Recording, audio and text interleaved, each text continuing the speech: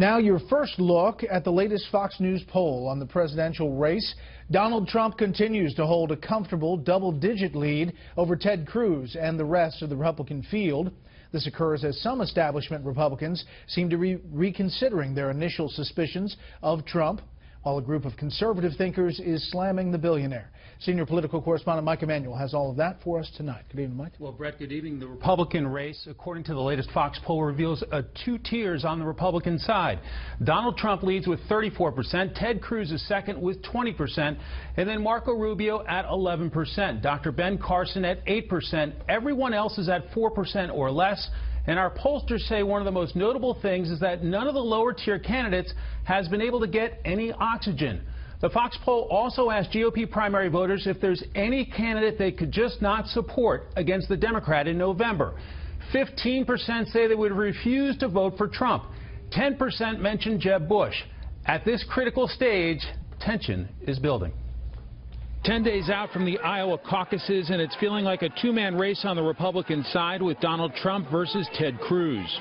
Trump is out with a minute-long ad attacking Cruz on immigration. I want immigration reform to pass, and that allows those who are here illegally to come in out of the shadows. Meanwhile, Cruz is running an ad attacking businessman Trump on the issue of eminent domain. Fancy term for politicians seizing private property to enrich the fat cats who bankroll them. Like Trump. Last night, the National Review came out against Trump, featuring 22 conservative voices from Glenn Beck to Bill Kristol to Cal Thomas.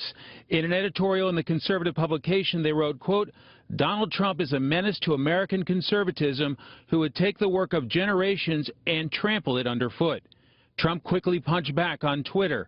National Review's a failing publication that has lost its way. Its circulation is way down, with its influence being at an all-time low. Sad. Yet on April 25th of last year, Trump tweeted to the publication, really important to save National Review from going out of business. We need a true conservative voice.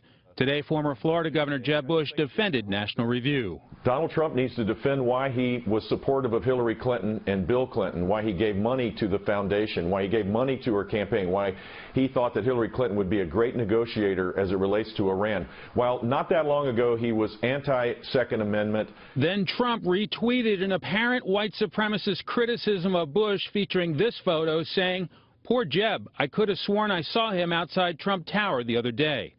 Many Republicans are clearly worried it's down to Cruz versus Trump after waiting for months for Senator Marco Rubio to break through.